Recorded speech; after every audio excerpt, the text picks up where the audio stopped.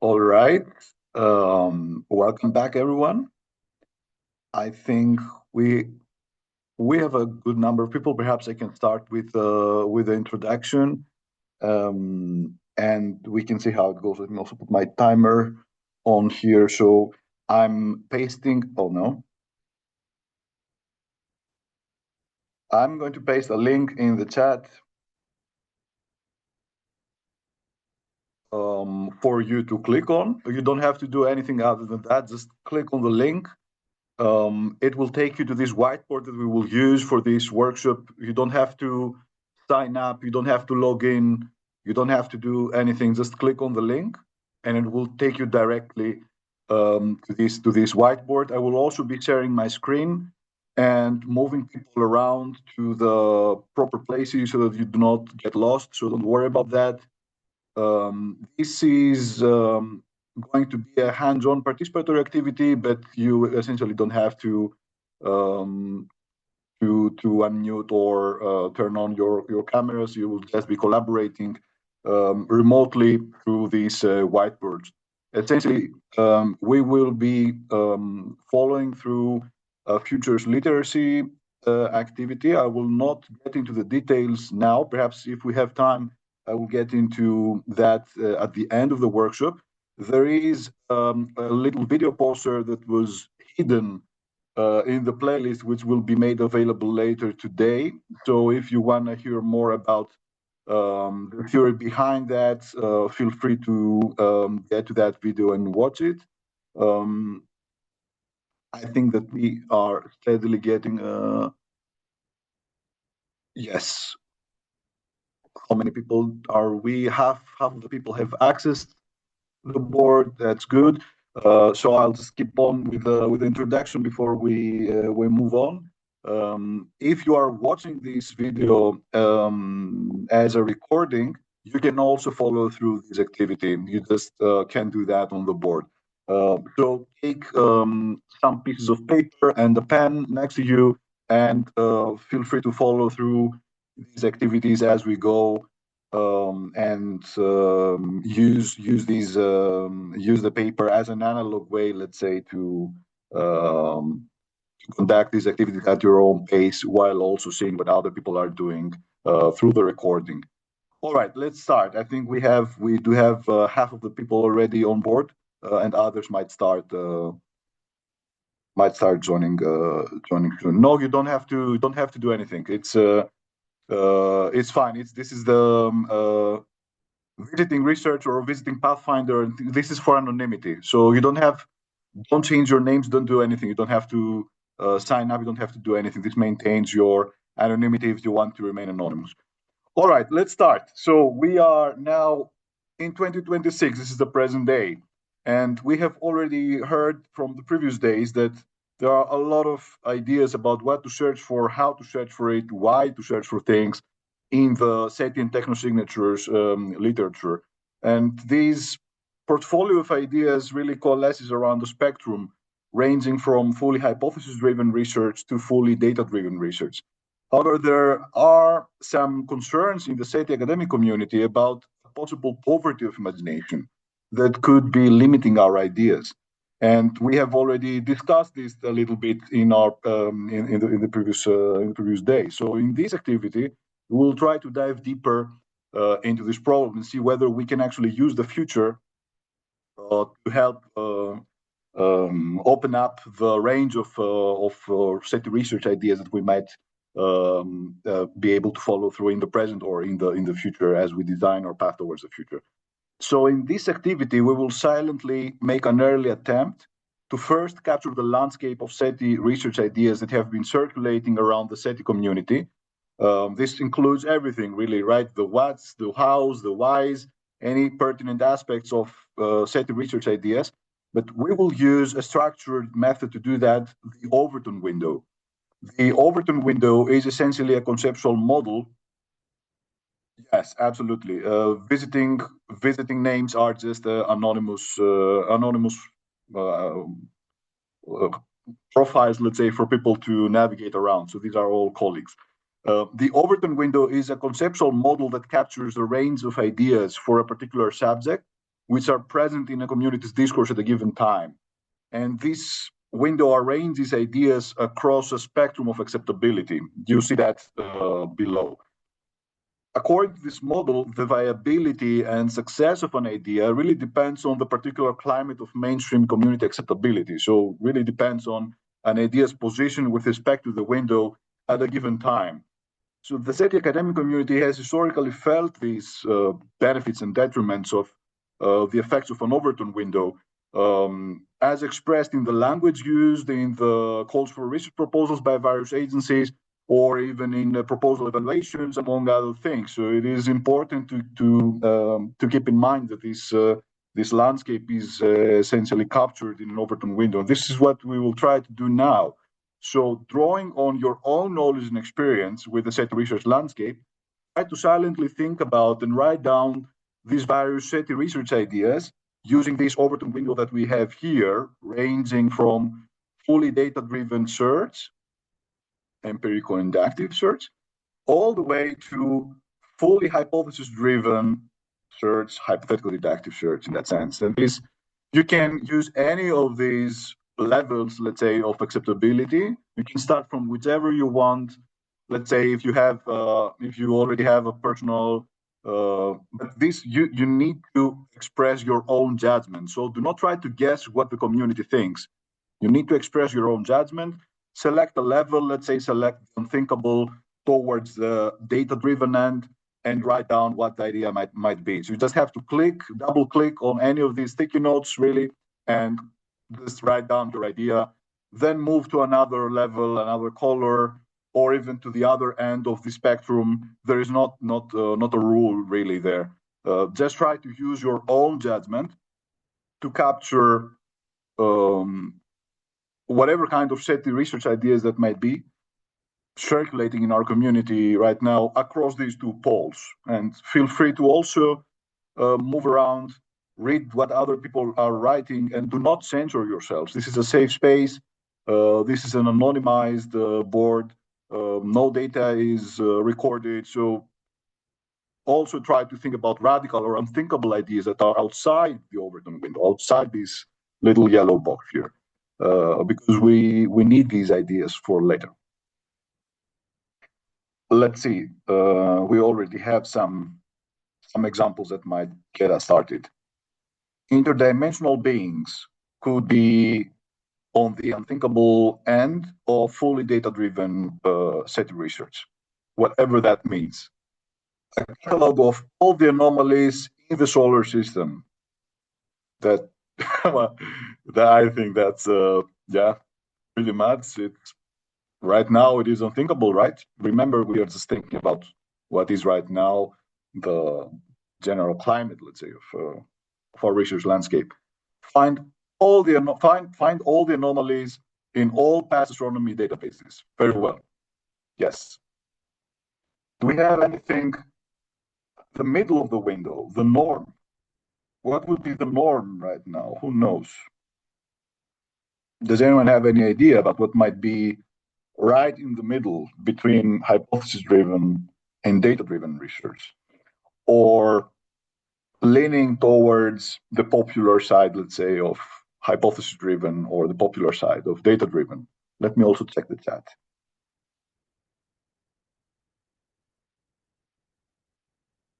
Thank you. Yes.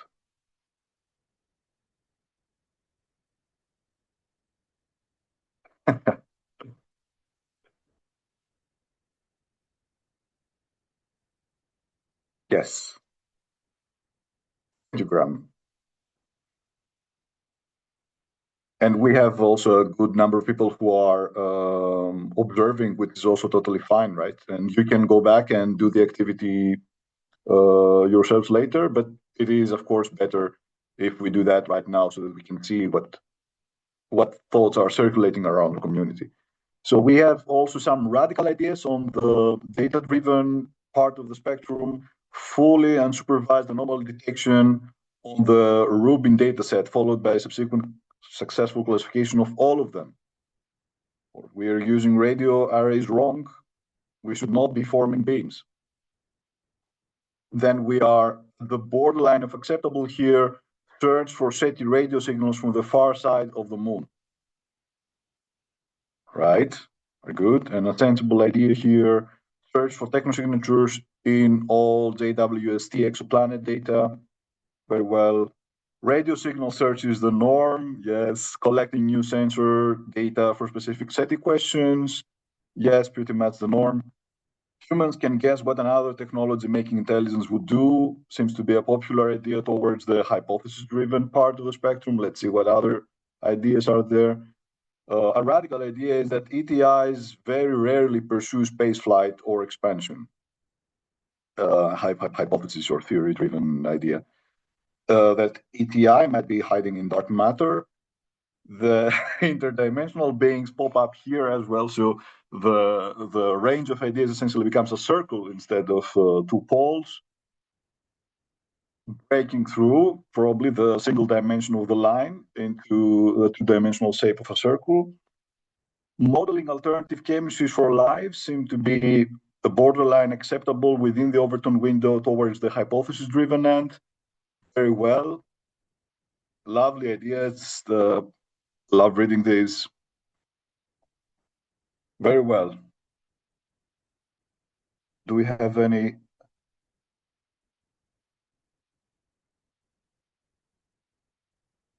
Oh yeah, sure. Here is the link. Thanks, CJ. Thank you. Yes, if you have any issues navigating the screen, the board, there's this little arrow here on the left where I saw in my shared window. I don't know if you can see that. If you click the arrow and it becomes blue, you just select things. You can double click on things and write inside things. If you deselect that, it becomes a hand. So then you can grab the board and pan around. That's really the only thing you need to do.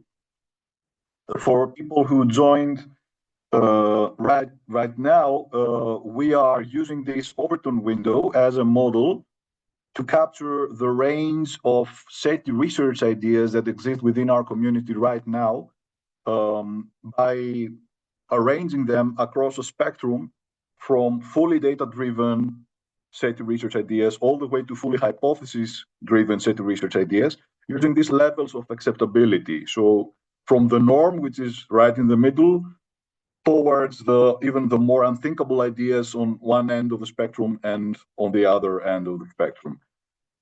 So I would love to do that for much more time, but let's give it another couple of minutes perhaps, and then we need to move on to the next bits of our activities, because we do have many things to do. But it's quite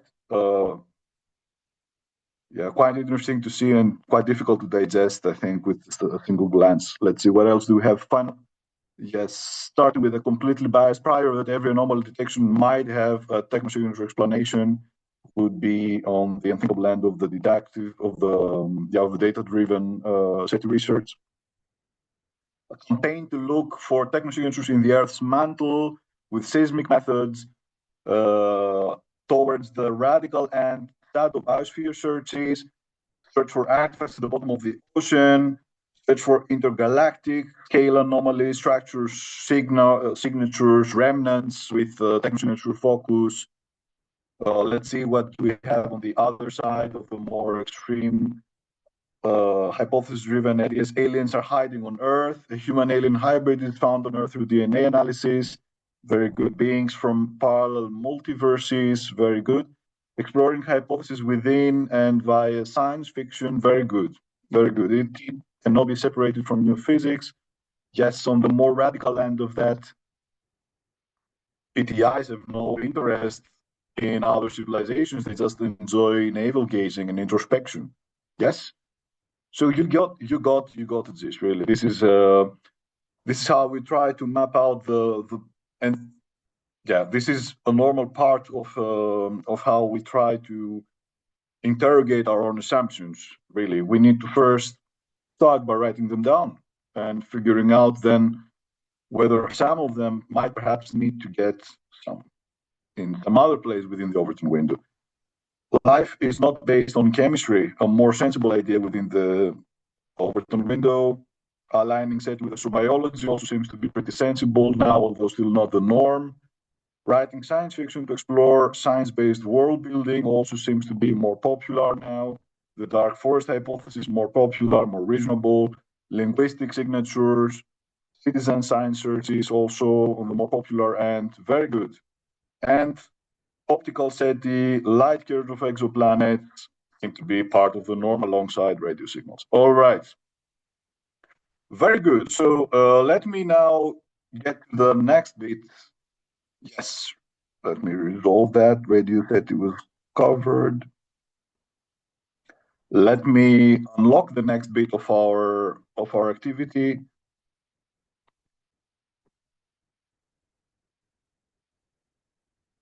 You can still write down the last bit of your ideas.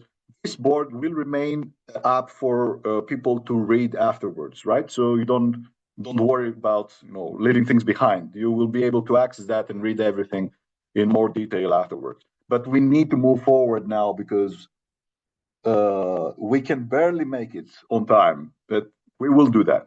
Let's get to the next bit of our activity. Now move a little bit to the right side, where you will see and the next part of the board, which is called desirable future. And this is what we're going to do now. So we will now travel to the future.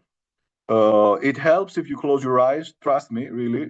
You might not think that it actually works, but it works. If you close your eyes, it's easier, and I can narrate what is happening. Close your eyes and try to imagine the following. You are now immediately as yourselves transported several years into the future. And in this future world, SETI research has finally succeeded, thanks to an initial putative detection of a particular phenomenon in the year 2026.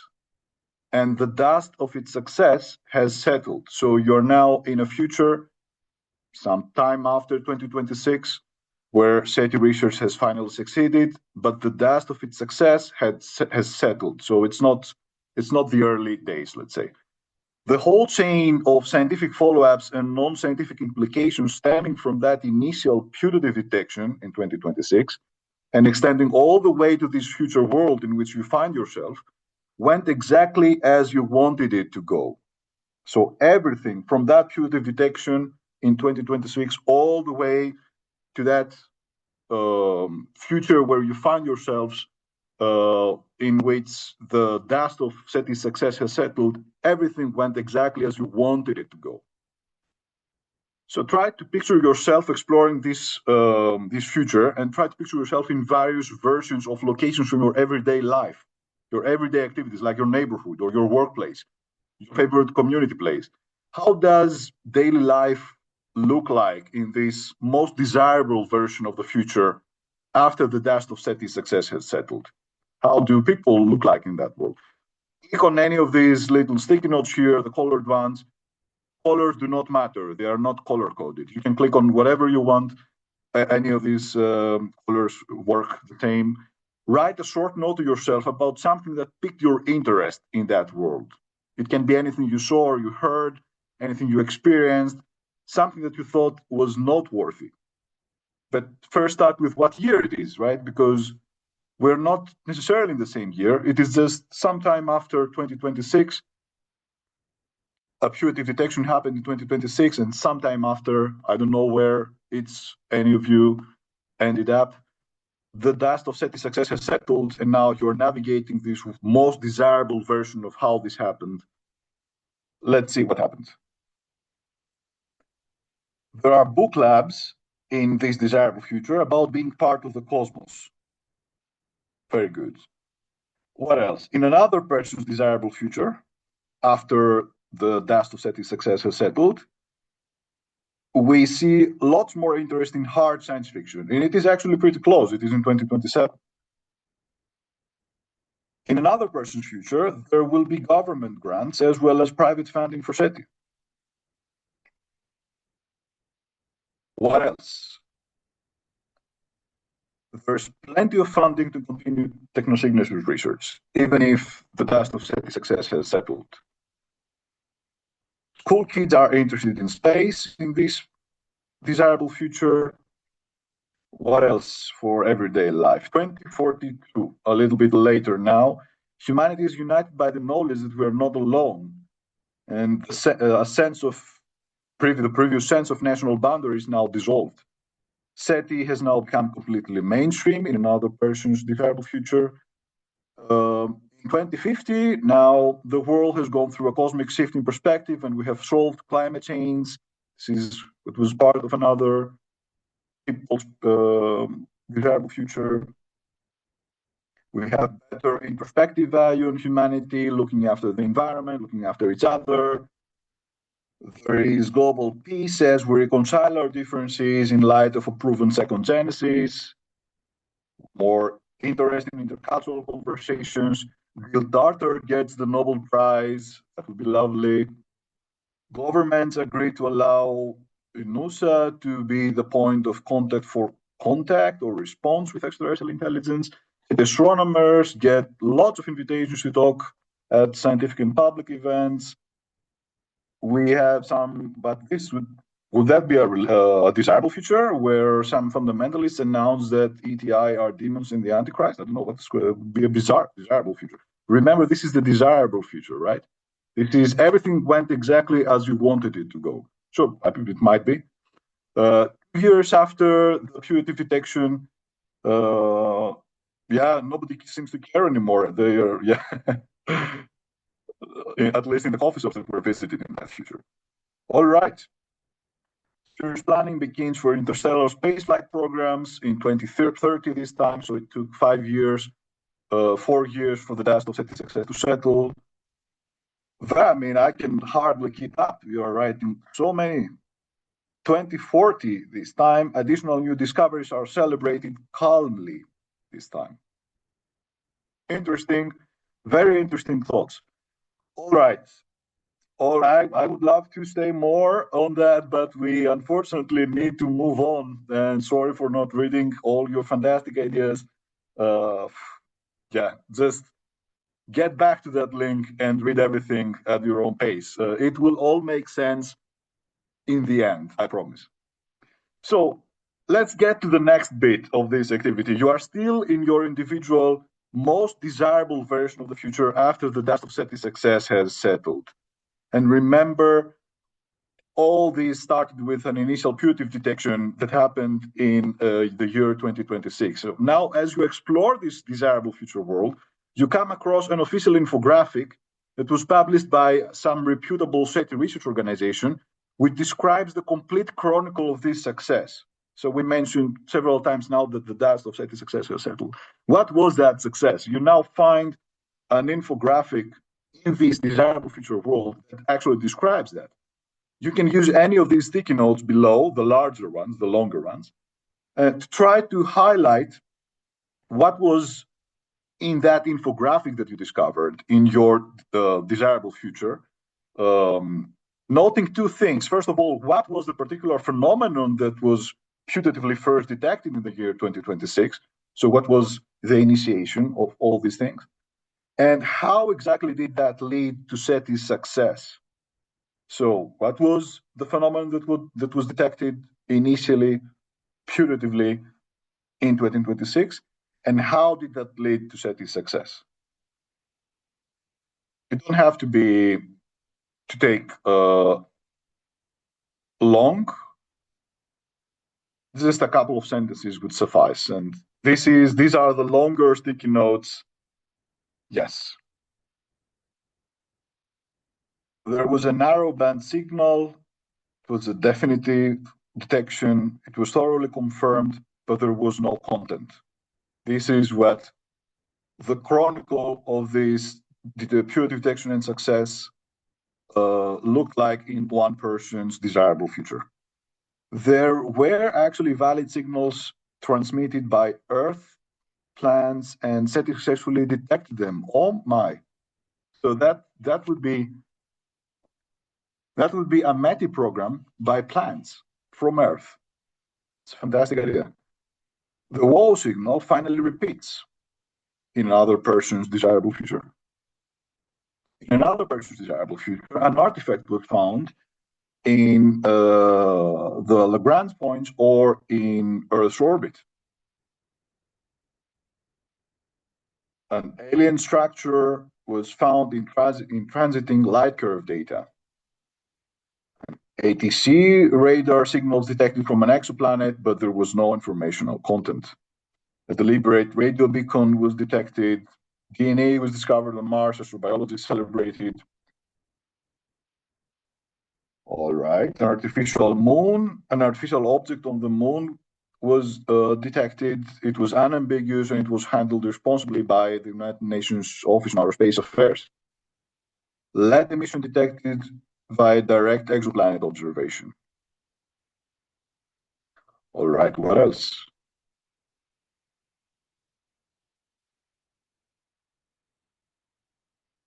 What else? What do we have here? A multi-wavelength beacon from a star about 1 kilo/s away, a narrowband radio, pulsed optical. The search for the data channel is ongoing. So although the success has settled, there was no data in that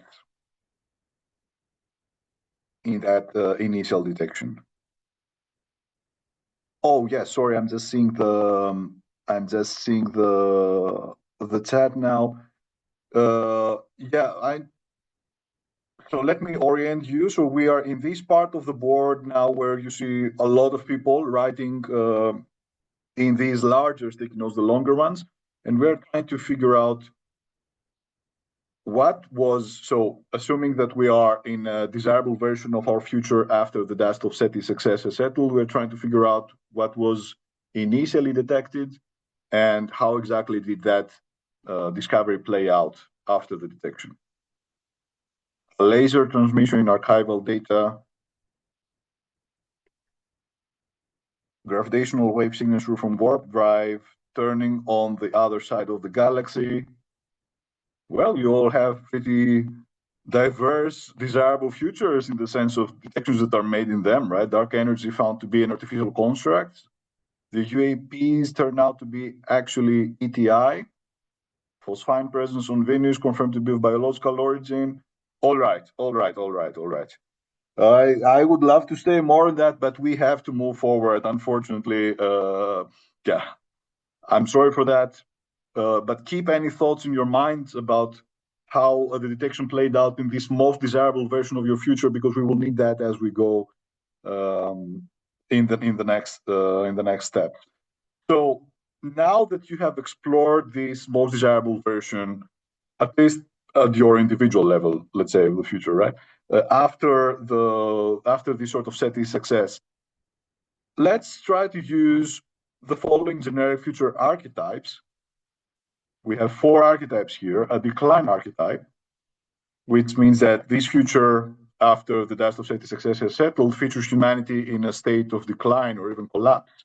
We have a growth archetype, of course, relative to today, right? Which is about a future that features humanity in a state of continuous business as usual growth. We have an equilibrium archetype of a future that features humanity in a state of limitation, balance, maintenance, or control, something that is neither growth nor decline, but it is somehow maintained. And then we have a transformation archetype, which is a future which features humanity in a novel, radically different state. So what I want you to do is to thank you for being so far ahead. Take any of these little stars, just drag them, click on them and drag them, and place them, any of these archetypes that best describe this version of the future that you visited in the previous activities. So now that you have in mind what was your desirable future, what happened in there, what is the archetype that best describes this version of your most desirable future that you visited? I see a lot of stars on the transformation archetype, some on the growth, on the equilibrium archetype. or how was humanity in general in that future? Was it in a state of decline? Was it in a state of business as usual growth? Was it in a state of somehow limitation, balance, some sort of discipline, control, maintenance, something that is neither growth nor decline? Or was it like radically different? Was it a completely novel state, most perpendicular to what was before? Right. Well, we have a lot of transformation archetypes in your most desirable futures, it seems. Very good.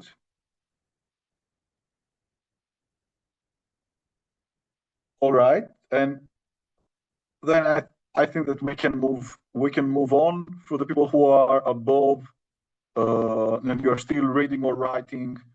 When you reach this point with the four purple cards, the four little archetypes, just drag a star and drop it to the archetype that best describes the future, this most desirable version of the future that you find yourself in. It's quite self-explanatory, right? Just drop a star. It's, yeah, it will complete the picture. All right. I'm sorry for pushing you through, but we need to make it through the next phases. Otherwise, the activity will not be complete. So let's get the next bit of this exercise, which is about the SETI success in itself. So try to think, what was the deeper significance of SETI success in this most desirable version of your future? So remember that everything, all scientific follow-ups, all non-scientific implications from that initial putative detection all the way to that point where you found yourselves, where everything had settled and everything went exactly as you wanted it to go. So this most desirable version of the world, what did SETI success mean? We have two axes here that you can just drag a star and drop it to whatever place on these axes best suits the meaning of SETI success in your desirable future world. The vertical axis has two extremes. One of them is that SETI success meant that there is a universal course preordaining the development of all technospheres, terrestrial and extraterrestrial alike. On the other extreme of the vertical axis, SETI success meant that there is no universal course preordaining the development of all technospheres, terrestrial and extraterrestrial alike. And then the horizontal axis has also two extremes. The left part of the extreme is that SETI success meant that the source of the creative processes behind an extraterrestrial technology had been concentrated within a single sapient extraterrestrial entity or kind thereof. So if it was a biological entity, it could also be a biological species. It doesn't have to be, which independently pursued its distinctive interests. So some sort of a single entity or kind of entities, which was similar to one another, pursued their distinctive interests, and through these creative processes gave rise to the technology that was detected. Or on the other extreme, the source of the creative process behind an extraterrestrial technology had been diffused across a web of different sapient and non-sapient extraterrestrial entities or kinds. It doesn't have to be singular entities, it could be full kinds, like groups of different non-sapient or sapient extraterrestrial entities, which jointly pursued their varying interests, so their diverse interests. It was not a single entity or a single kind of entities. We could call it a species if it was a biological entity that looks like what we call a species on Earth, that independently pursued its distinctive interests, or it was a web of different entities or different groups, kinds of entities that were jointly pursuing their diverse, varying interests. Drag a star and put it on any of these quadrants that best describes what happened in your most desirable version of the future. What was the meaning of SETI's success, the deeper significance, the deeper meaning, given that the dust has settled now and we could possibly derive some sort of meaning. All right. So we see, for most of you, it seems that it was the source of the creative process behind the technology was actually diffused across a web of different sapient and even non-sapient entities or kinds or quote-unquote species or groups of these entities, which were jointly pursuing their diverse interests. And for some of you, it was a single kind or a single entity that was the creative origin, let's say, or the source of the technology that was detected. And I see that for the majority, it seems that the success meant that there was no universal course preordaining the development of technospheres. For some of you in your desirable futures, you saw that there was a universal course preordaining the development of all technospheres. And I see people are still voting. All right. I think we should move on to the next bit. We are good in terms of time, so yeah, I'm pretty optimistic about this. Let's see. So this is the final bit of this part of the board. Try to reflect on the articulation between that initial putative detection, remember, in the year 2026, and SETI's final success in this most desirable version of the future, based on this infographic that you came across. Remember that everything went exactly as you wanted to go. Everything from the initial putative detection all the way to the settling, let's say, of the implication.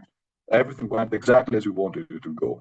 What we want to figure out now is what actually happened between the initial putative detection. So you see here, we are now in March 2026. Sometime later in 2026, we have the initial putative detection, then a huge question mark. Then we have SETI's success, and then we have the desirable future to which you traveled. Let's try to figure out which generic timeline description best describes this question mark, this articulation. And I have here 14 logically different articulations. You can start, first of all, by thinking whether in your desirable future, the putatively detected phenomenon was immediately confirmed or not, or if it took some time to confirm it. So if it was immediately confirmed, then this is your area. You should follow the flowchart then. If it was immediately confirmed and it was instantly obvious it was a technosignature, and the mechanism that produced this technosignature was explainable straight away, then you would place a star directly under this purple end of the flowchart. If you were, for example, if in your desirable future, the phenomenon was immediately confirmed, but it was afterwards impossible to conclude, it would be best interpreted as a technosignature, you would put a star here on this purple box, where it says that it was impossible to conclude. That was interpreted best as being a technosignature. Very well, I see that you all got the instructions. So good when you have such a fantastic audience participating as yourselves. So the star behind that, I'll just take it, don't worry. Let's put it, yeah, right underneath that. So we have some stars here where it took some time to confirm the putatively detected phenomenon. Then it took some time to conclude that it would be best interpreted as being a technosignature. Then it took some more time to figure out the best explanation behind the mechanism that produced this technosignature. We have one star here, and we have a lot of stars here where it was actually immediately confirmed, but then it took some time to conclude whether it is a technosignature or whether the technosignature is the best interpretation, and then it took some time to figure out the best explanation. We have some other cases where detection and interpretation were instant, but then it took some time to figure out the explanation. We only have one case here. It seems that it was impossible to conclude whether it should be interpreted as a technosignature.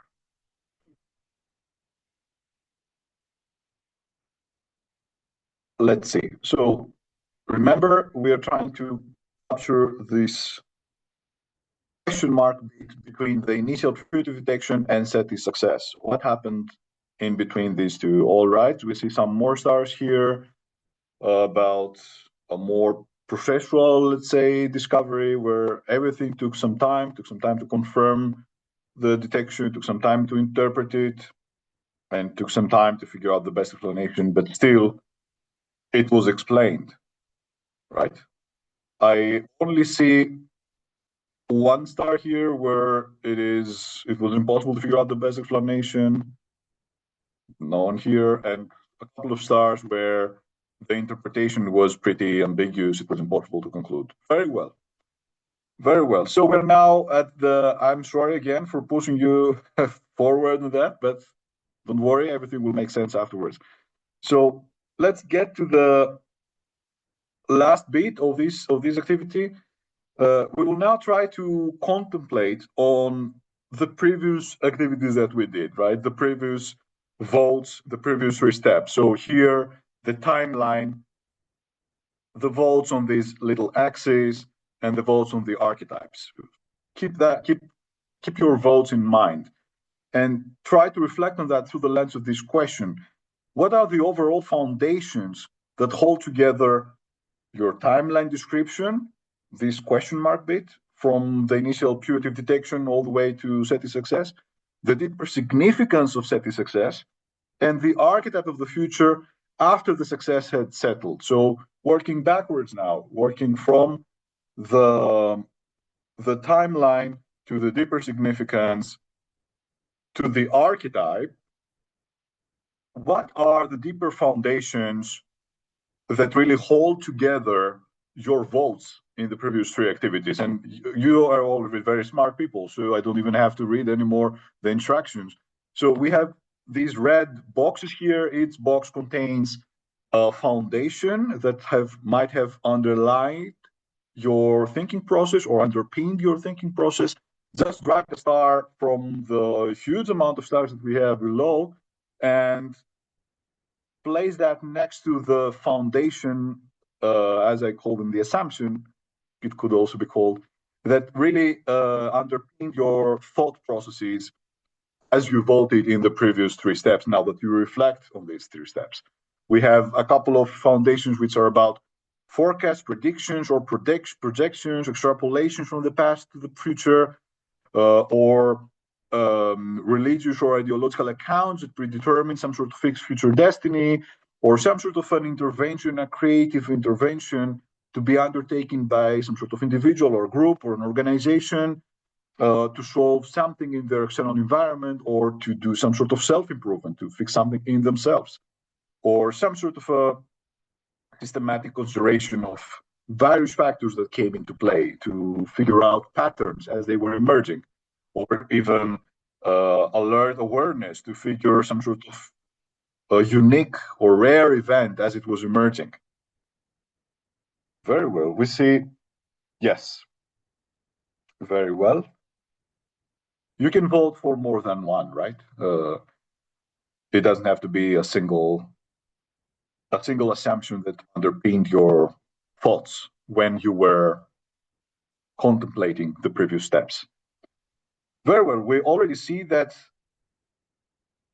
almost all of these assumptions pretty much come into play when we consider the future, even when we consider the most desirable version of our future, really. Even when we consider the most desirable version, the thing that we most want, we see that forecasts, predictions, projections, extrapolations from the past to the future really enter the equation when we try to imagine our most desirable version of how a putative detection could unfold all the way to the final settling of the success of SETI as an enterprise. And yes, of course, we see some interventions or self-improvements that were made, which is also something expected in the desirable future. We sometimes think about what we can change either in ourselves or on the outside to bring forth what we actually desire. So this is also expected. And we also see some more rare types. Some of you noticed novelties or patterns as they were emerging. Very well. Now we have to move forward again. Sorry for pushing you, but we are on track, and I think we can make it successfully through the end of the workshop. We will now leave the desirable future temporarily behind. We will return to this later, but for now, we will leave this. I see a smiley face here. We will leave this desirable future behind as we proceed to another kind of future, a different future this time, where we will do the same activities, but this time, this is going to be a probable future.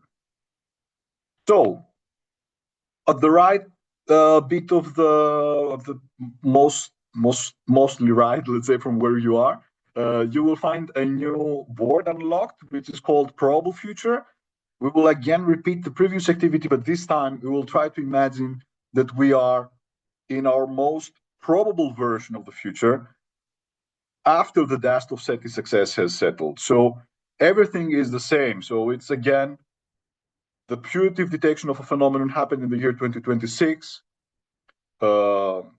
You find yourself some years forward. I don't know how many years. Please write that in the sticky notes.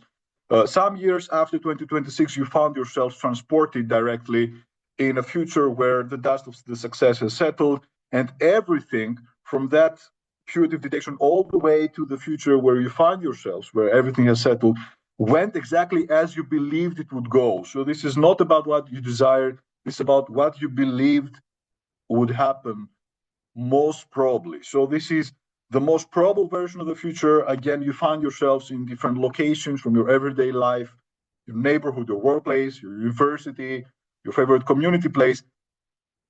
How does people's daily life look like in this most probable version of the future this time?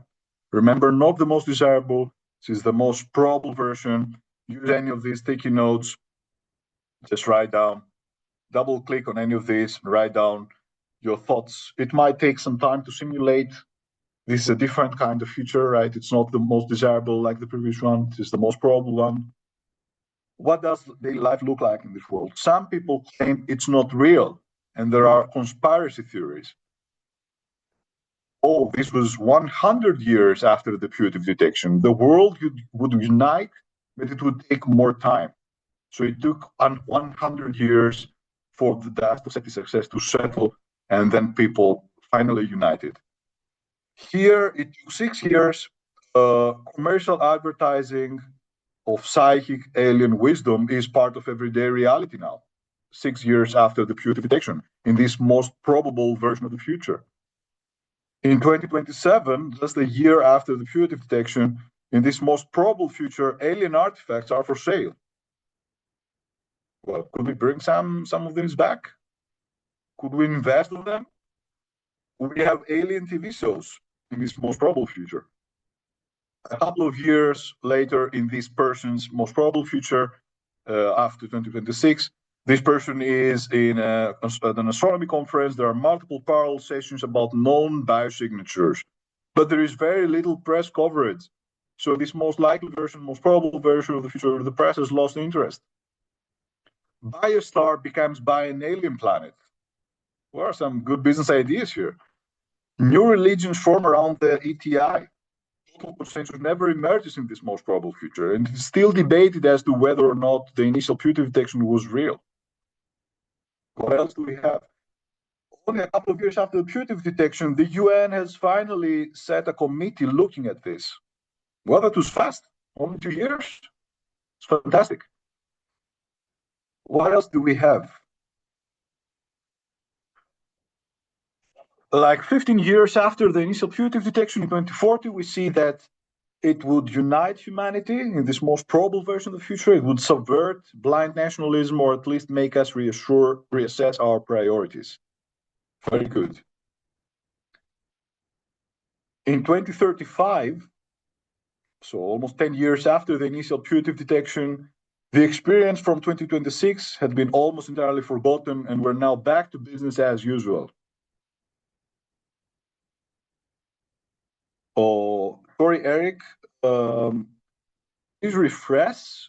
This goes to Eric. If you see that the board is locked, please refresh and just move a little bit below where you see all these colorful sticky notes. This should be unlocked, and you should be able to write things in them.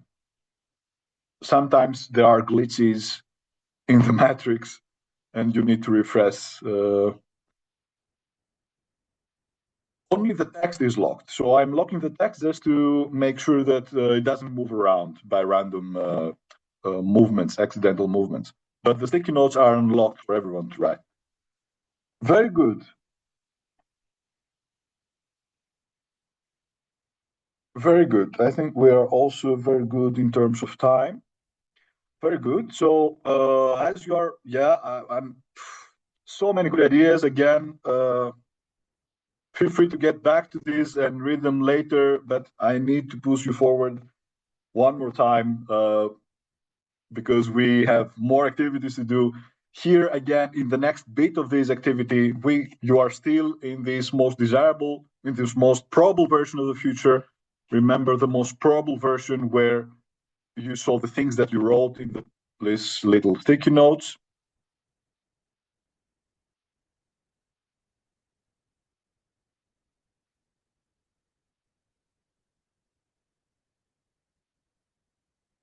Oh, I'm sorry, Jill.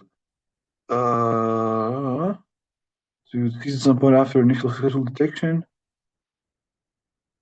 Oh, it's yeah, I agree. It doesn't mean that the whole SETI enterprise will just be finished.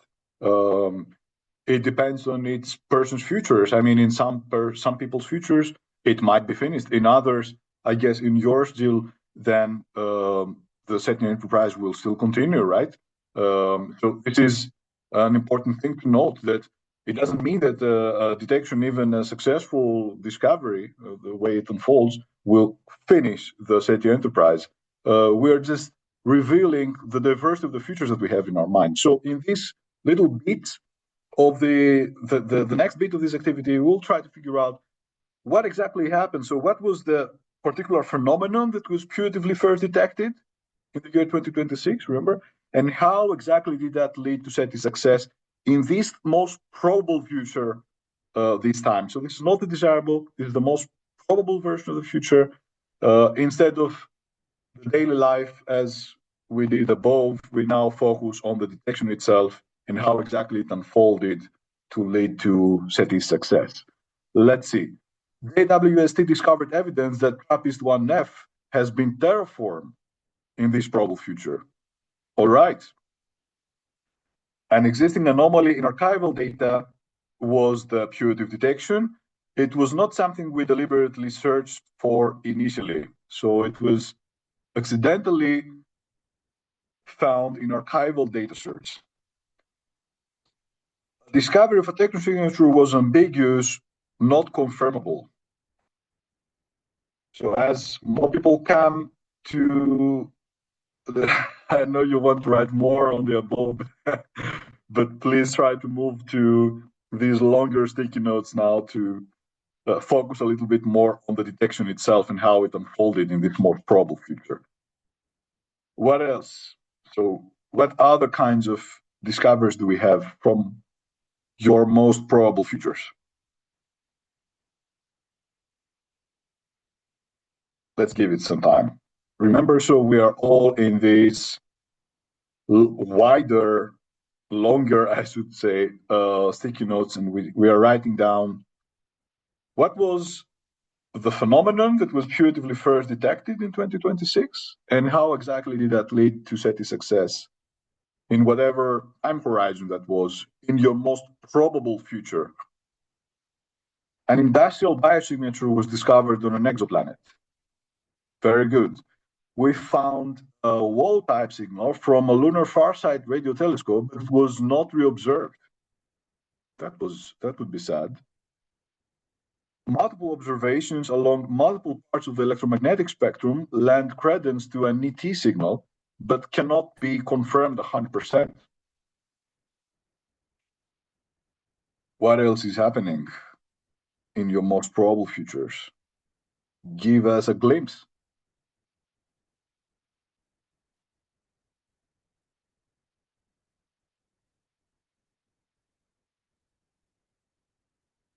A narrowband signal was detected, and there were different opinions about the content. What did it mean? Very good. It was also in another person's probable future. You already see, I think, the point. Part of the points of the workshop has been made clear that different people have different probable futures and different desirable futures, but we can analyze them by figuring out patterns, and this is what we are doing in these activities. And you haven't even seen what is coming up next, so we have to move. Further research is required. Yes, my favorite bit to write in a paper. Very good. I have to push you one more time forward. I'm sorry for that, just to make sure that we have time to finish the workshop properly.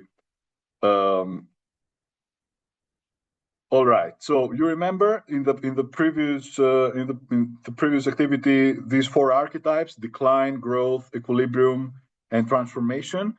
What I want you to do now is to drag one of these little stars again and vote for the archetype of the future that best reflects your individual most probable version of the future this time. So now that you have traveled to this second version of the future, the most probable one, which archetype really best captures this most probable version of the future? You voted on your most desirable versions before. Now we want your votes for the most probable versions. Which archetype? We have a decline archetype where humanity is in a state of decline or even collapse. We have a growth archetype. So you visited humanity in that future world. You visited your neighborhoods, your workplaces. You saw people's daily life in this most probable future. Which archetype best suits this world? Was humanity in a state of continuous business as usual growth? Was humanity in a state of limitation, balance, control, maintenance, some sort of equilibrium in that sense? Was humanity fully, completely, radically transformed into a novel, completely different state? What happened?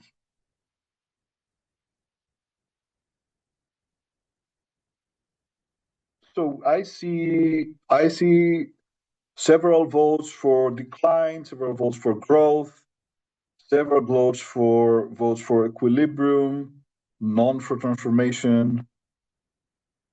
Let's see.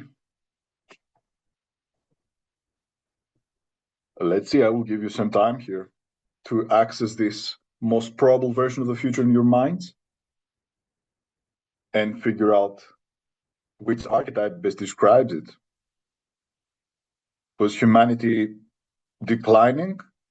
Did humanity even exist? Was humanity still growing in a business as usual kind of situation? Was humanity in some sort of a disciplined state, some sort of equilibrium where forces of growth and decline were canceling each other out? Was humanity completely transformed in a completely different state? Very good. All right. All right. I see that you have mostly voted. I think we lost some participants, but let's move on to the next bit. Now, yes. So you remember in the previous step, we did the same for the most desirable future. Try to figure out what was the deeper significance of SETI success in this most probable version of the future in terms of this universal course preordaining the development of all technospheres.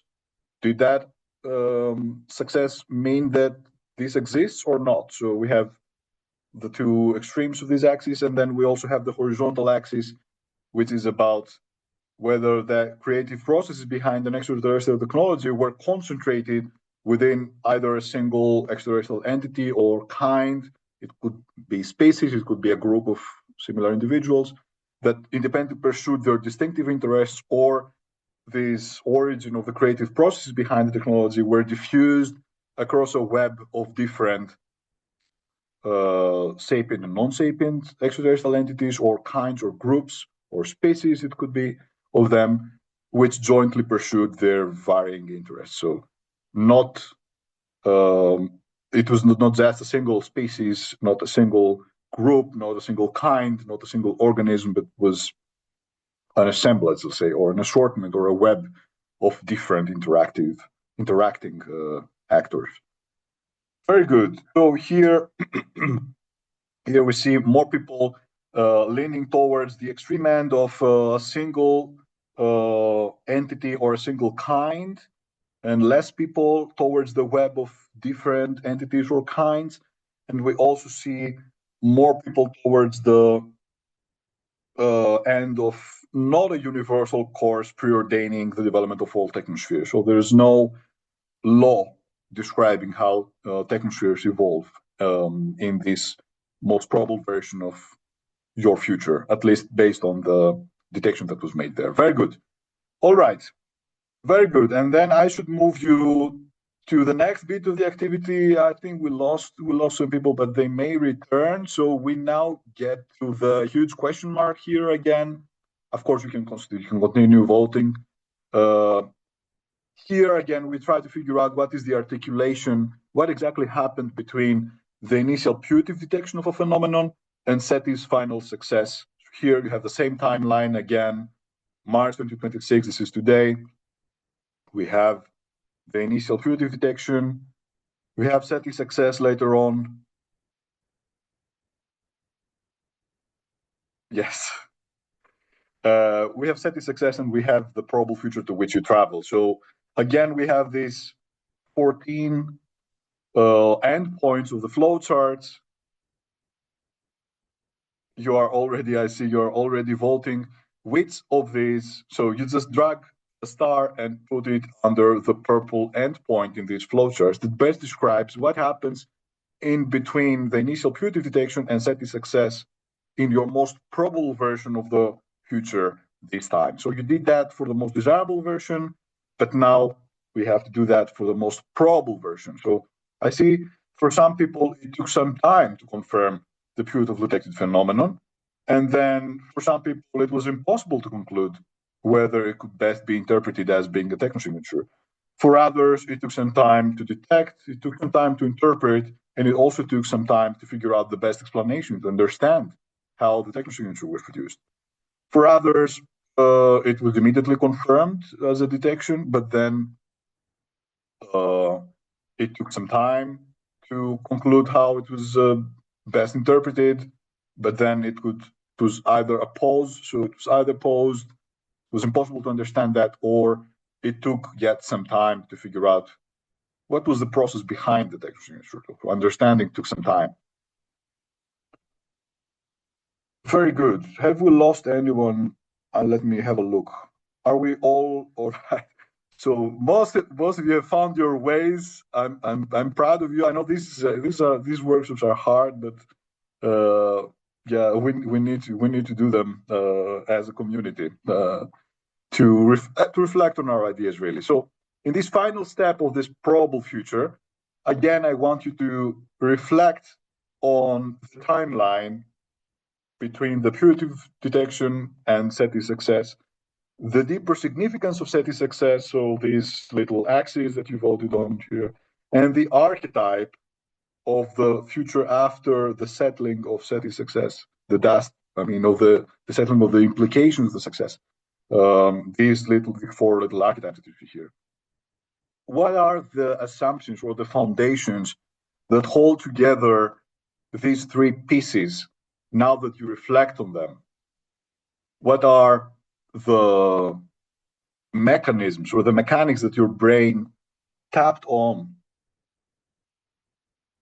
to piece together these three bits of thinking that you did in the previous steps? So how I see for a lot of people, the mechanics were forecasts, predictions, projections, extrapolations from the past to the future.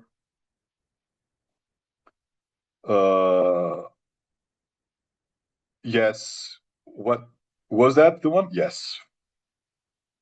It makes sense. It's the most probable future, so it would make sense to see this mechanic being tapped by several individuals' minds. In some cases, we see that some sort of creative interventions also came up. Something was done either in the outside environment or within someone to improve something or change something. And also I see here that there was a lot of noticing of patterns as they were emerging, or some sort of noticing unique or rare events as they were emerging. Very good. So still, what this tells us is that even when you consider the most probable future, the most likely future, there are other mechanics other than forecasts, predictions, projections, or extrapolations that are implicitly entering the equation, the way your mind simulates future, the way you imagine things. There is something like a physics engine. We can discuss about that another time, but there is something like an engine that actually simulates these things in your mind. And you see that even your most probable future is not purely based on forecast, predictions, projections, or extrapolations. There are also some other factors that are entering the equation. When you compare that with desirable, we will see later what that might tell us. All right, so we are very, very good on time. I think we can actually make it. Oh, well, I'm so glad that this group is so proactive. Very good. I think we lost half of our participants already, but for the ones that stayed behind, we have a third kind of future, which will be a surprise, I hope. So now we are leaving the most probable future behind, we are leaving the most desirable future behind, and we enter the future of the apparition. So this is now the year 2030, and this is the same future for everyone. So this time you are not traveling to different kinds of futures. It's your own, but we are all in the same future. You are in 2030.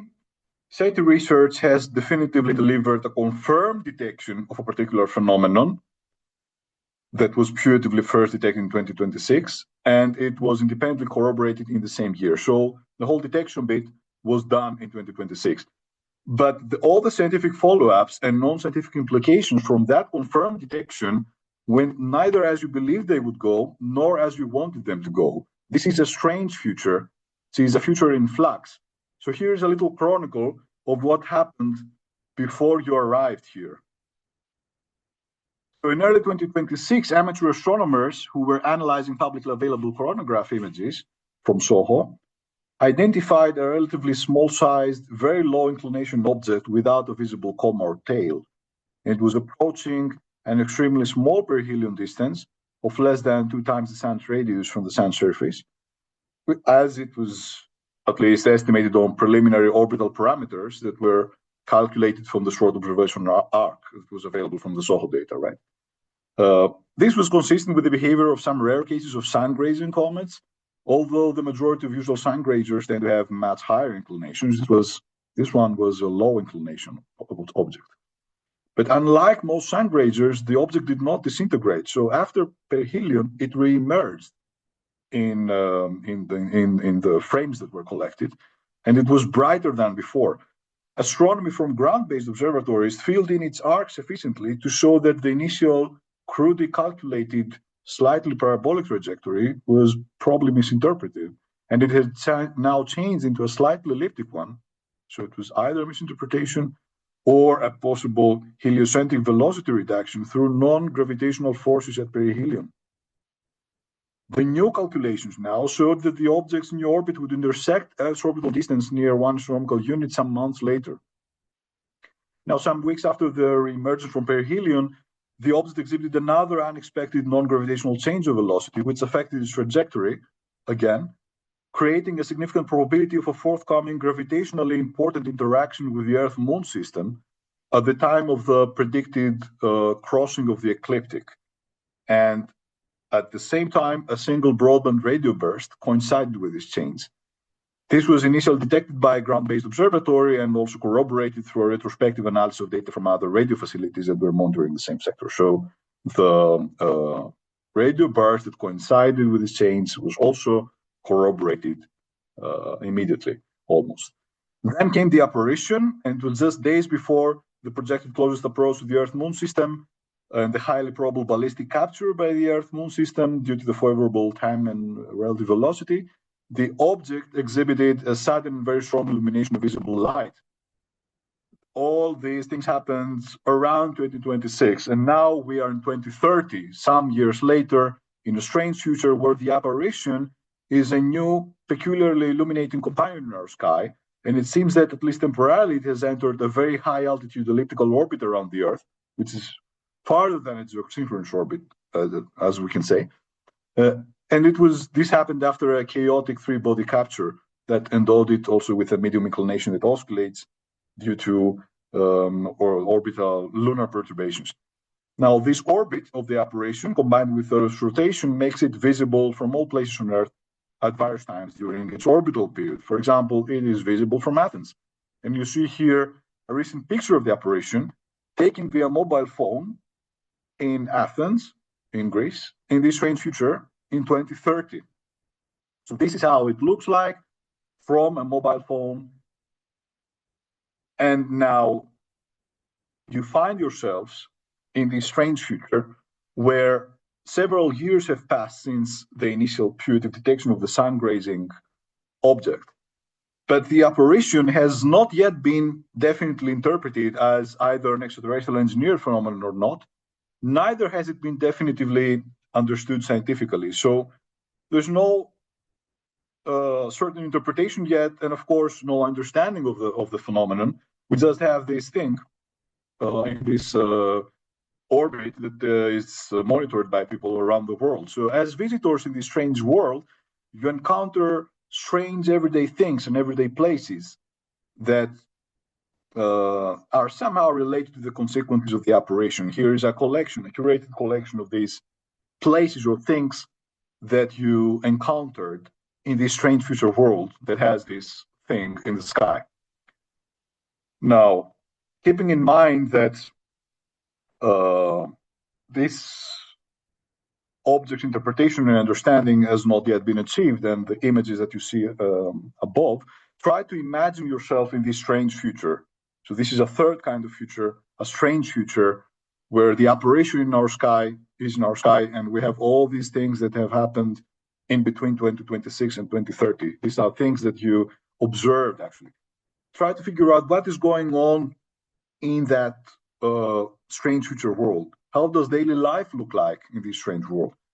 What is that thing? Really? I mean, it's just I'm not there, so I don't know. Perhaps you can enlighten me. What is that part? I mean, I don't know. What about this? Have you ever seen this building? I don't know what that is. Oh, what happened? Oops. One moment.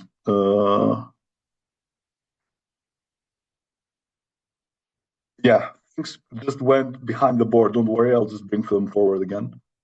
Bring to the... One moment.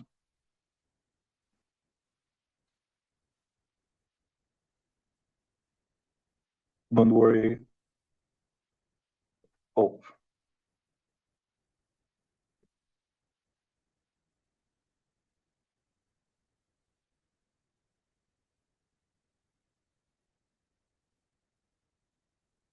Sorry, these things can happen. Don't worry about that. I'll just bring these things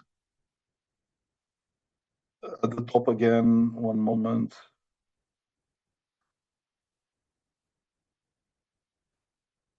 Bring to front. All right. Hopefully you can see.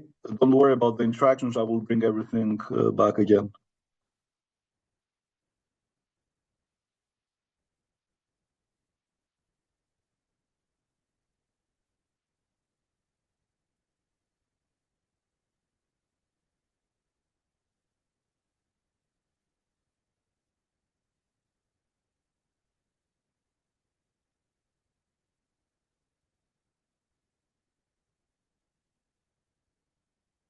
So you got the drill.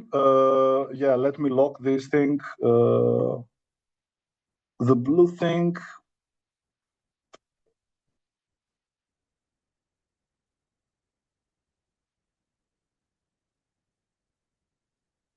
Yes, thanks.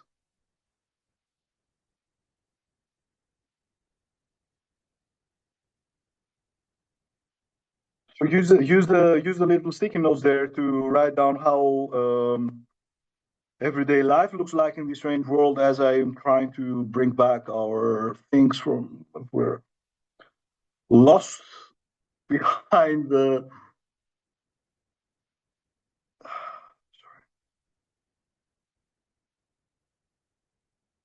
Sorry, I have to move that for one moment.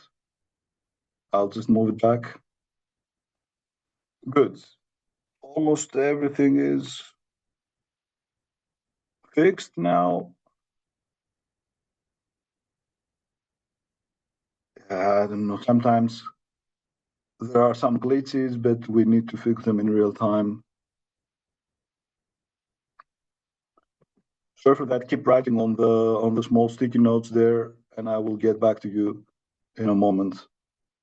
It's back the front. The front, all good. All good. We're almost fixed. Let me now lock things up properly again. One more time. Very good. All right. All fixed. Let's see what is happening. 24-hour YouTube live stream of the apparition. We have a new subreddit of the apparition. We have a new religion based on the apparition. A worldwide dread begins. What is this apparition? Personal beliefs about the apparition become a divisive political issue. We have apparition memes. I would love to see apparition memes. We have too many sun dogs. There are attempts to communicate with the apparition. Is this evidence of a new force in physics or religion, or is there a nexus? There is increased light during the night that leads to development of new or improved food crops. No need for satellite constellations providing the light. Yeah, we already have the apparition. A rogue billionaire wants to go to war with the apparition. Oh my God. Even though we don't know what it is, the apparition has properties that have led to the discovery of new scientific principles and new technologies, including ultra-fast, clean energy-based transportation. Panic followed the appearance of the apparition, and it led to wars, terrorism, widespread violence. Oh my God. The apparition, be it a religious entity or an observing probe, is affecting someone's circadian rhythm. I have a hard time spending disbelief on this one. It is obviously intelligent control without natural explanation and therefore is engineered. All right. What else do we have? We have astronomers need to account for the apparition during observations now. Yeah, it might saturate sensors, right? So also remove that. It's here. Yes. Okay. All right. What else? Keep exploring. The language on that tablet. Some group of people claiming to get a message or language from the apparition. Yeah, if you say so, it might be. I've never been in that future. I trust you. You are travelers there, probably asked around. You figured out everything looks the same after the operation. We just found another human civilization. That's an interesting one. What else do we have? We have photosynthesis going through the roof because of the operation. The Planetary Society has articles and podcasts on the operation now, including random space facts. So space seems to, yeah, I will lock this, don't worry. Space becomes an even more important part of popular culture, it appears. Let me also lock some of these things up. Good.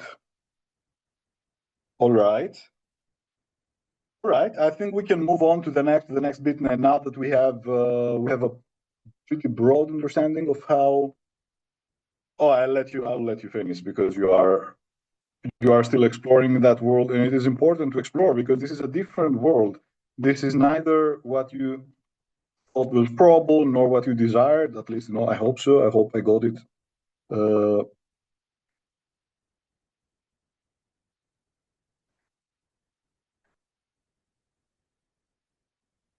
I guessed well.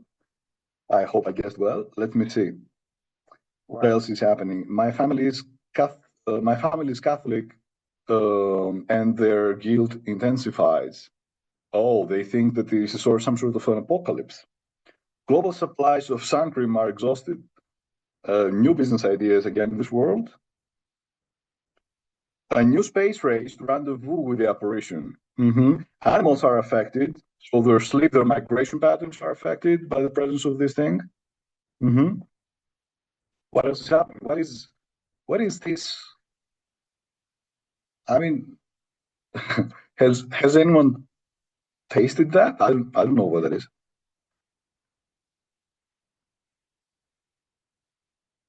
What else? We have communication issues. Radio waves emitted by the object cause strange interference and disruptions in Earth's internet satellite communication. So it's seems to be a pretty disruptive time to be alive, unlike today, which is a pretty stable time to be alive. I mean, these workshops are pretty hard these times, right? What counts as radical and disruptive nowadays? All right. Are we ready to? Yes, I think we are. I think we are ready. We are ready to move on to the next bit. So, in this future of the operation which we explored, so everyone, all of you, are in the same future. This is the future you found yourselves in, the future of the operation. This future of the operation which we explore has become an extended borderline period for human institutions. So there's a lot of disruption, lots of instability, lots of ambivalence. And because of the inability to deliver a definitive interpretation of the operation as an extraterrestrial entity or a phenomenon or not, let alone to advance scientific understanding behind that, the field of SETI research is also at a crossroads. Keep this in mind. Keep everything in mind, really, everything you did above in this strange future world as we continue below. So now, try to imagine that you are scientists in this strange future of 2030, and you're now participating in a global high-level forum of SETI researchers, the first one that happened after the apparition. So after the apparition's apparition, this is the first kind of forum of this level, the global high-level forum of SETI scientists, and you find yourselves in that forum. This forum will produce a manifesto, the future of SETI science, and it is live streamed all over the world. And in this world, authenticity in science is highly valued. So each forum activity is a surprise, both for you and for the remote audience. So in the first unexpected surprise activity of this forum, you are asked to anonymously provide honest opinions about what the future of SETI science must and must not involve from the specific viewpoint of any of the colored six thinking hats by Edward de Bono, which you can find below. So use any of these hats really right underneath the colored sticky notes to give us your honest opinions as participants of this future of SETI science high-level forum, global forum, about what SETI science must and must not involve. This will be part, most probably, will be part of this manufacture. Sorry, this appeared to be, I don't know what kind of glitch is that. I've never seen that. Let me add some sticky notes there so that you can actually write things on. Why is it happening? So let me just refresh one moment. I don't know what glitch is that. It's a pretty new glitch to me. Oh, it was actually a glitch. Yeah. Well, these things sometimes happen. So on a, for example, let's say that you pick a white hat, then you would just double click on a white sticky note and say your opinion as a scientist in this strange future world about what the future of SETI science must and must not involve in terms of data, objective information, or facts. Or, yes, now we have an example from the red hat, which focuses on feelings, on gut instincts or hunches. I should have gone into the biology. Well, but what does this mean for the future of SETI science? These solicited honest opinions are also about the future of SETI science. It might be part of our manifesto. So it must involve ethics. It must not involve profit. SETI, the future of SETI science must do these things. It must involve astrosociology. It must be transparent.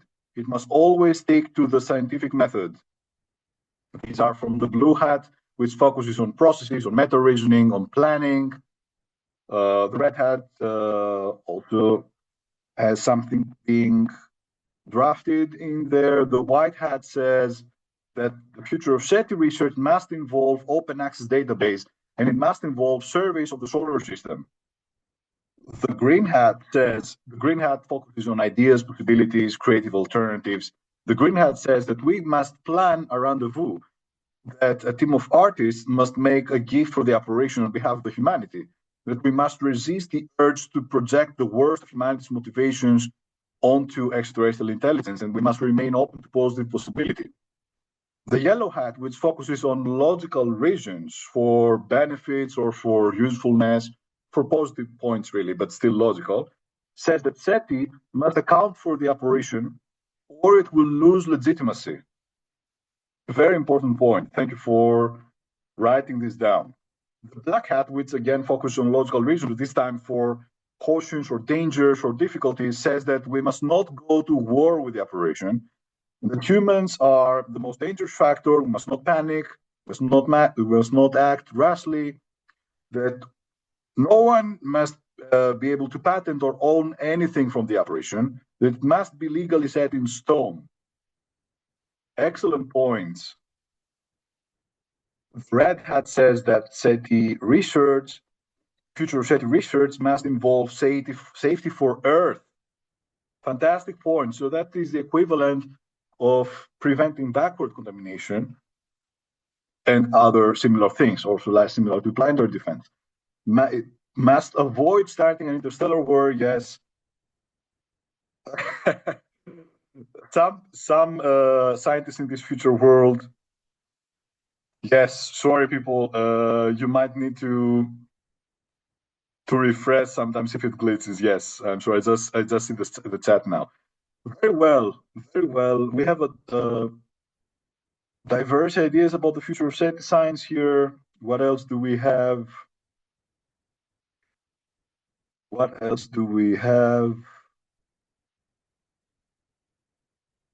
Open source, have the wider public in mind. Very good. This is honest opinion from the blue hat, coming directly from the heart of planning processes, meta reasoning. So blue hat advises have the wider public in mind. The red hats, they have some fantastic things. This one, I don't think this will end well for us. This is really a red hat honest opinion. Really. Avoid moral judgments about the operation. This is something that the future of SETI research must do from a red hat perspective. Very good. What else do we have? Are we almost done? Should we move to the next bit? We are very, very good on time.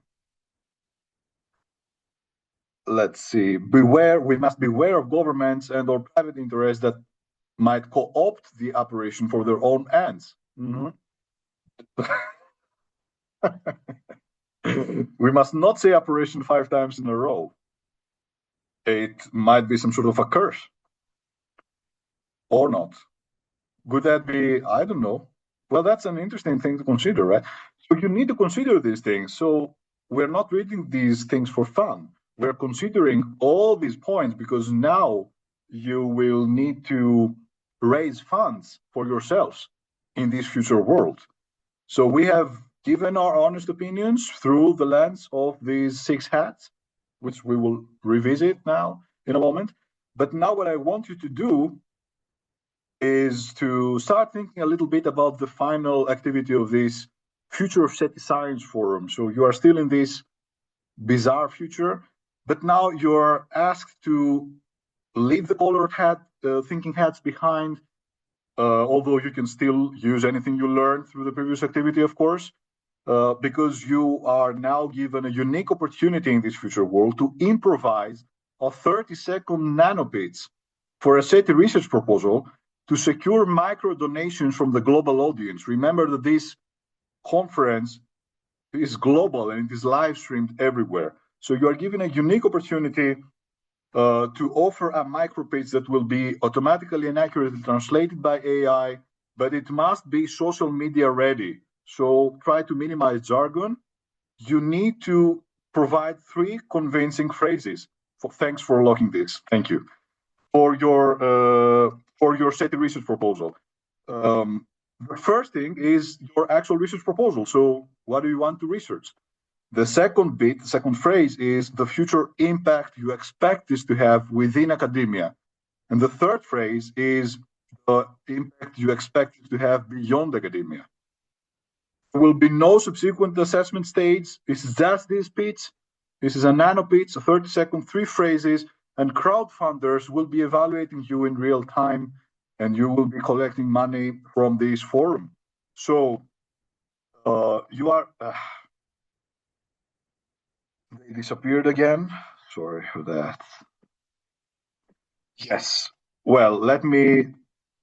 yeah, you read the instructions. So there was supposed to be a guidance column here, which disappeared for some reason. Take a column, so each person takes a column. So each person must take a white, a pink, a purple, and an orange column of sticky notes. This helps us horizontally compare, right? Use the white sticky note to write your alliance. So it could be I don't know, Dratini. It could be Dratini. Then use the pink sticky note to write your research proposal. It needs to be jargon free. Remember, you are in this strange future world, right? You try to raise money. It has to be jargon free. What do you want to research? Why do you want to raise money? This is the pink sticky note. The purple sticky note is, what is the expected future impact within academia? So if you succeed in your research, what kind of impact will you have within academia?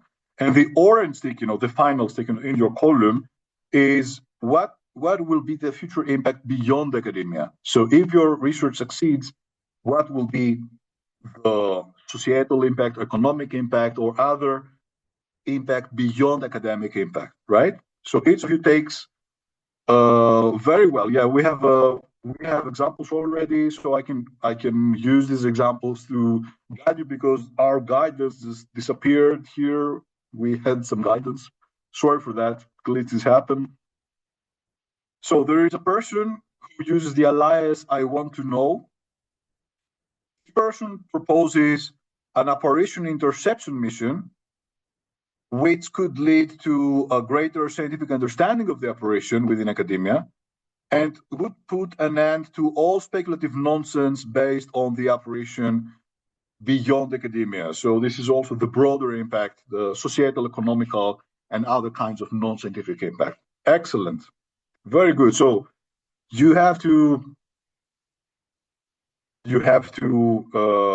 prepare this sort of nano pitches to raise money. This is how this world works. It values scientific authenticity a lot. So you have to always be prepared to improvise in this world.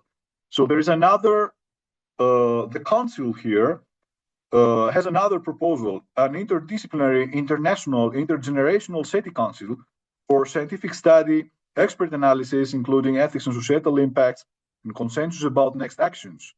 And if that is funded, then for academia, it could provide a model for addressing pressing questions of existential importance to all humanity or our planet. And global crowdfunding is best than single interests, hyper wealthy mega funders. And if that is successful, then it might find the best solutions regarding the operational behalf of all humanity. Very good. It might raise some money in that future world. Let's see what else we have.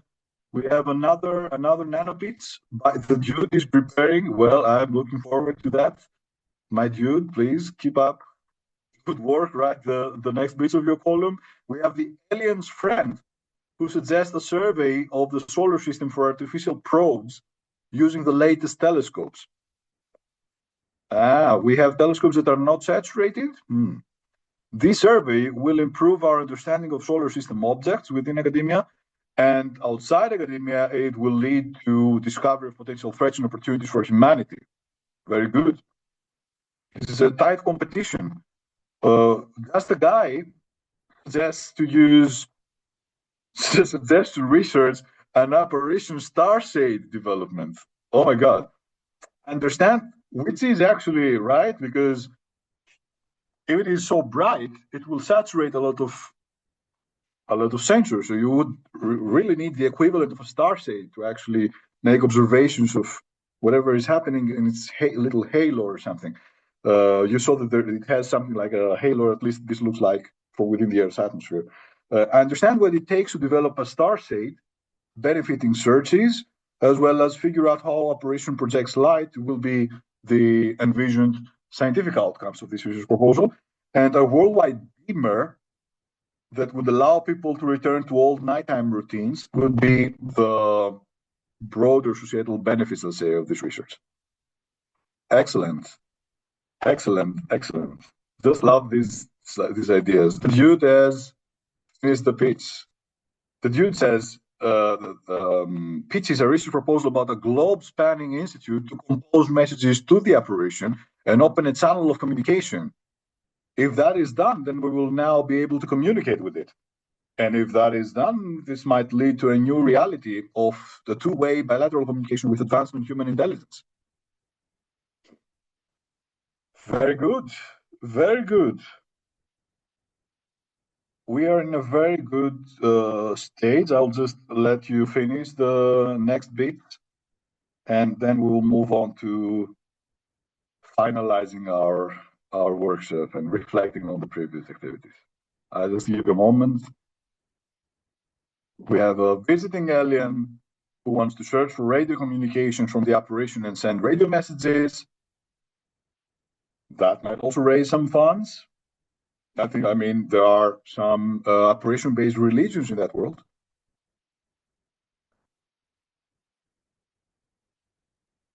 What else do we have? What else do we have? Yeah, sorry for the too many columns here, but we were not sure how many people would actually make it to the end. So I just planned for 100 people or so. But we have like a hardcore group here staying with us until the very end. I'm grateful for that. Thank you for that. Very good. So the alien's best friend says that, what was that? Oh, yeah, we read that. All right. All right. So we have a final beat. Again, you did that 2 times already. So now what I want you to think about is to reflect on the nanobits that you wrote in the previous activity, or nanobits that you had in mind, but you never actually made, wrote on the board because you didn't have time, or things glitched. It doesn't matter. But keep in mind the nanobits about the research proposal and the expected academic success and the expected real-world impact of that, and try to figure out what was the foundation or the assumption that held together the scientific path leading to your proposal's future success, the future knowledge impact, so the academic impact of your success, of your proposal success, and the future real-world impact of your proposal's success, right? So 3 beats again, as in the previous times, but this time this is about the real-time improvised nanobits that you made. How exactly, reflecting on your thought processes, how exactly did your mind form the nanobits? What kind of assumptions or mechanics were drawn upon by your mind, if you can reflect on that, to help you compose the content of your nanobits and connect the scientific path leading to your proposal future success, so all the way to so you have something in your mind, right? Because you wrote some phrases here. So try to access that simulation, figure out what was the scientific path, so how the scientific path leading to the success connects to the knowledge impact, and how that connects to the real world impact. What kind of assumptions underpinned this new simulation that you made in this strange future world? So we see that you had to make some sort of intervention to the external environment or to some sort of self-improvement, something needed to change, I guess, to adapt to the new reality or preemptively anticipate what might come next.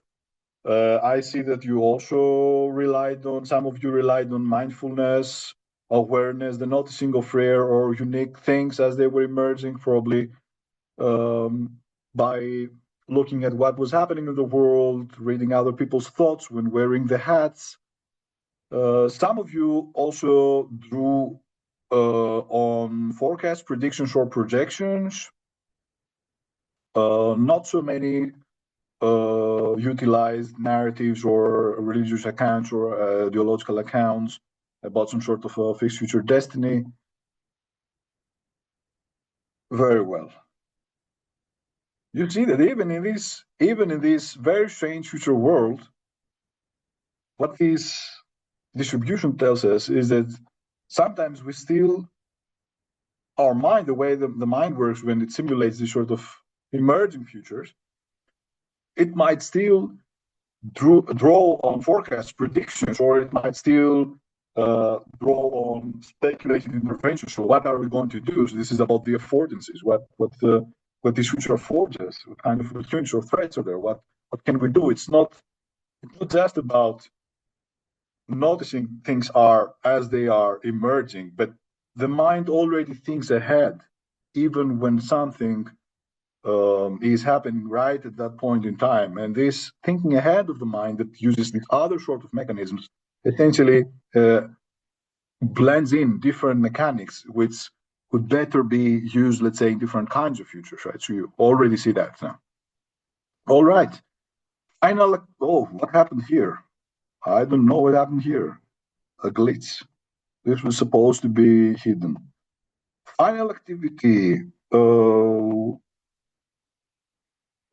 glitch of the final activity. Let me send things front to back. Very good. Very well. All right, we're almost done. We have 20 minutes for this last activity. So now you're now back from that strange future. Your journey into these different futures has almost reached its end. What we now want you to think about is to reflect on these three different kinds of futures that you visited in your previous activities. So the desirable, the probable, and the strange, the apparition, and compare and contrast them in your mind and try to think, did you discover any new insights while you were living in that strange future of the apparition as compared to what you initially considered probable or desirable in terms of the scientific follow-ups or non-scientific implications stemming from a putative SETI relevant detection? If these insights exist, if you had any sort of insights of this kind, this might be related to how we engage with the future, or about the content of our engagement with the future. You might figure out through your reflection that you imagine different things, really, in each one of these futures, or that you imagine in different ways in each one of these futures. I'll give you some time to reflect on these three things. Use any of these little sticky notes here, which are locked. Of course they are. Now they're unlocked. So now you can write. Sorry for that. I don't know why this is a glitch. So I just tested it 11 times before that. Double click on any of these little sticky notes. The colors don't mean anything, really. And just write your insights from comparing and contrasting these different kinds of futures, these three different kinds of futures, the probable, the desirable, and the strange, the apparition, as I am doing another thing that I need to do here for our last bit.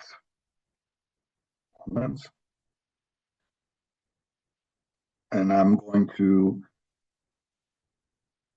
do another thing here to prepare us for the next bit. Okay. Let's see what, thank you. You have, a lot of people are writing, a lot of people stayed with us until the end. Culture may respond to discovery faster than science. This was an insight derived by someone after comparing these different kinds of futures. We're not good at anticipating the future. Thank you. That's a very good observation. We need to do more anticipatory work. We're not prepared for the probable future. We could end up in a period of uncertainty which challenges us psychologically. Thank you for noticing. Yes, I agree. Life is stranger than fiction. Unthinkable scenarios may happen, for example, COVID-19. Very well. We're not prepared for this. We have focused only on finding them, but we have little idea how they will affect our ecosystem. Very well. The apparition reminded us of our arrogance, and we evaluated the priorities of our species, our impact on our planet, and the universe. Very good. These things moved around, don't worry, I'll just move them back in. What else? What other kind of, do you have any other kinds of insights? When you were thrown in this strange future of the operation as compared to what you initially considered probable or desirable. Benjamin asks, is there any plans to turn the outputs of this workshop into some sort of a paper or publication? I think there's cool insights in here about how we as a field think, and it would be worth doing. So yes, so the whole workshop actually will be, and the theory behind designing that, which is a lot, which I completely skipped because we didn't have time, everything will be written up in the book chapter for the book that will be published after the IAU Symposium. So you will be able to repeat that with your community in your class. Even, I mean, if you want me to do that, I will also be happy to do that. Of course, as a volunteer, just send me a message, find me, email me, get in touch, and we can do that. We can repeat that for your students, for your community, whoever really. I don't know if the content of the sticky notes will be, probably not, because to do that, I would have needed to go through an institutional review board process, and that was not possible because I had not designed the whole thing early enough for that to happen. So I will discuss with the scientific organizing committee, but yeah, for sure, the everything about the workshop, besides what you wrote, will be part of the book chapter alongside the theory behind the construction of that, which I explain a little bit in the little video poster that will be published later today. But you will be able to read why exactly did we do all these things, what was my thought process when designing that, because this was not randomly designed, of course, right? All right. We need to be prepared to throw out what we think we know if the unexpected happens. Fantastic, I think, with this insight. I won't need a torch again. Yes, probably. Well, and solar watches my charge pretty fast. Very good. So now I think we are ready to move on to the last bit. So here is the almost last bit. This I have just copied again all your initial sticky notes from the initial Overton window. You remember what we did almost 2 hours ago, right? You were thrown into this activity, and I just asked you to try to map, based on your judgment and expertise, the breadth and distribution of SETI research ideas across these two axes, data-driven research and hypothesis-driven research for the SETI community right now in 2026. Now, what I want to ask you to do is to use any of the insights that you scavenged in these little sticky notes here, for example, that the operation could help us evolve exponentially, or any other sort of insight that you derived by comparing the strange future and the other two kinds of futures, the desirable and the probable. And through this lens, try to think about the Overton window that we initially captured at the beginning of the workshop. And what I want you to do is to use this other longish, broader, I don't know how to call them, wider sticky notes here, to write down if your trip through the future helped see you any present matters related to SETI research in a new light. do you see or do you sense any filters that are imposed by desirable and or probable futures on our Overton window, which could unwittingly modulate the salience of our ideas? So, in other words, do you see perhaps how the influence of our desirable or probable futures might be implicitly affecting the distribution of the ideas of the Overton window that we initially did in the first bit of the workshop? And if so, are there any actions that could be taken right now in the present to bypass those filters? So these sort of influences from the future, really, and to help us release or unlock our Overton window to consciously broaden what the present affords to the search. There might be some ideas that might have been locked outside the Overton window because of the influence, the implicit influence of the desirable or probable future. I don't know, and yeah, I've seen that in different implementations of other futures leadership workshops, but this is what futures leadership predicts, really, that ideas of the future really constrain what the present affords, if I can call it like that. It usually uses some sort of metaphorical language that the future is a lens through which we see the present and things like that, but really ideas about the future really constrain the affordances in the present. So let's see, what ideas do you have? We are operating within a conventional idea about impacts, and exploring it shows that's probably wrong, and we have work to do. Thank you. The unthinkable idea that aliens just come here seems to be underappreciated in SETI today. The original suggestion above was not mine. Very good. The original suggestion within the Overton window. So it might have been underappreciated in the initial Overton window, but now after the things we have seen, we might need to rethink that. That's the interpretation of this taking up. The future is not what it used to be. Yeah, well, yeah. I mean, a quick glance over the news and you immediately get that impression, right? Are we too wedded to what we understand of science, for example, relativity, to look at weird options? We focus on the science first, then we think about the cultural consequences afterwards. Different types of SETI searches will have different impacts. The unthinkable and beyond the unthinkable might sooner rather than later turn into our reality. Sending a mission just to investigate a potential technosignature would no longer be beyond the Overton window in that case. Science itself does not provide all the answers to the questions society asks for. Very good. Is intelligent design a possibility, and our scientific approach is part of a wider thing? Our tech capacity has accelerated much faster than our reflection. Excellent. Thank you for these reflections. Really, it's just lovely. And thank you for staying until the very end, because this workshop really needs to be done in a single take. I know it might be hard, but it's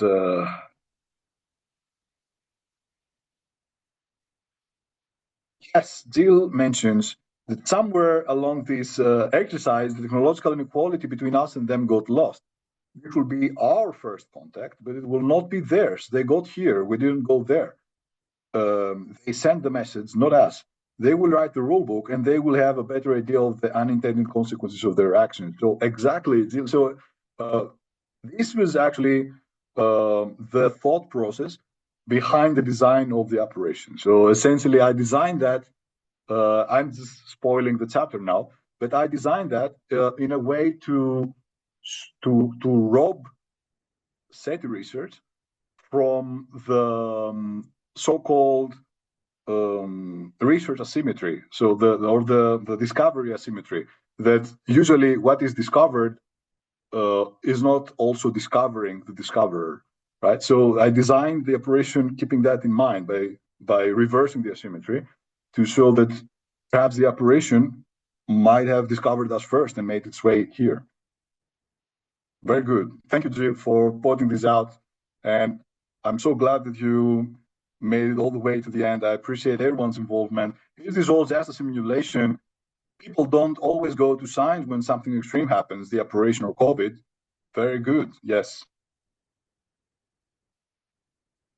A deep integrative approach across sciences and humanities is needed. Very good.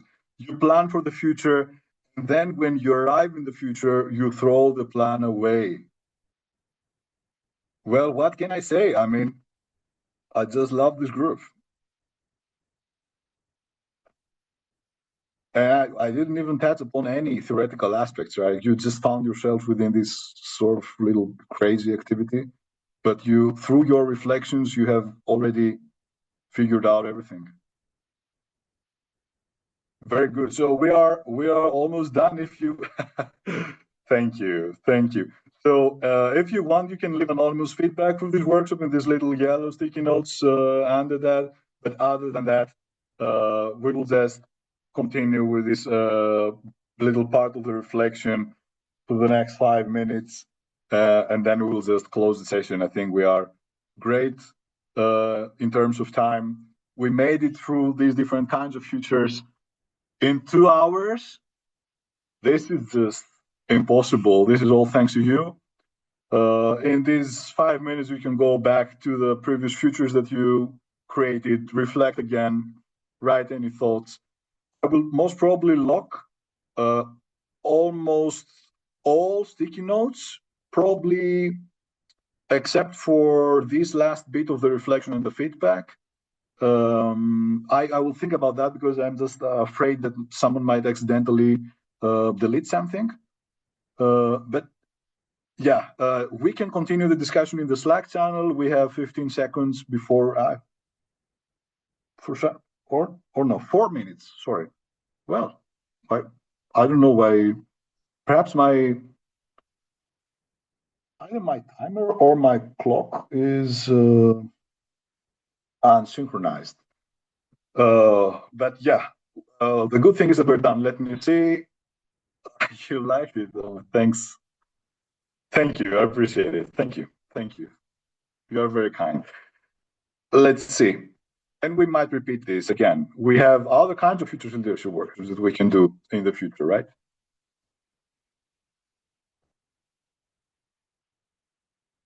We need much more resilience, flexible response capacity. Yes. Yes. Really, futures literacy is all about building up resilience and flexibility within your mechanisms of anticipating the future. So what we saw in the previous steps was that even when we think about probable futures, desirable futures, weird futures, the mechanics that our brain uses to access these futures, to anticipate in that sense, always get mingled. What this means is that we can never really accomplish this sort of perfect futures literacy. We can never really say, I'm now going to think just about the probable future. Now I'm just going to think about the desirable future. This is impossible to actually happen because beliefs and desires are two important parts that together form the basis of future-oriented emotions like hope or fear or disappointment. There are different kinds of futures emotions which are underpinned by these two elements. So it is really because of the fact that these emotions are generated by the combinations of beliefs and desires, the generation of these emotions then perpetuates the combinations of beliefs and desires, which means that even when we think that we're just acting on our best, most probable, most likely estimations, desires still make their way into our thought processes implicitly. So futures literacy is really something that we need to strive for, to become more aware of the ways we use the future, the different mechanics we deploy when we think about the future, and the different ends, the different kinds of futures we simulate when we think about the future. So we can only aim for becoming more futures literate, but there's never perfect futures literacy. It's impossible to really discern among these different futures and only deploy the perfect mechanism for that. We just need to be aware, to critically reflect on how we think about the future whenever we make decisions about the future or whenever even implicitly we think about the future. And I hope that this exercise helped you increase your attitude towards the future and your futures literacy perhaps even a little bit. I hope we will also have the opportunity to do such activities again in the future. So thank you all. again for your participation. I appreciate it. Thanks for the science organizing committee and the online organizing committee for hosting this activity, for entrusting me with this process. Thanks to all my colleagues that helped test some of these mechanics in previous conferences, like the SETI 2025 conference, where we tested some bits and pieces of this exercise. And thanks to all of you who made it to the very end. I hope the people who are watching the recording will also learn something about that by doing these activities in an analog way from a piece of paper. Yes,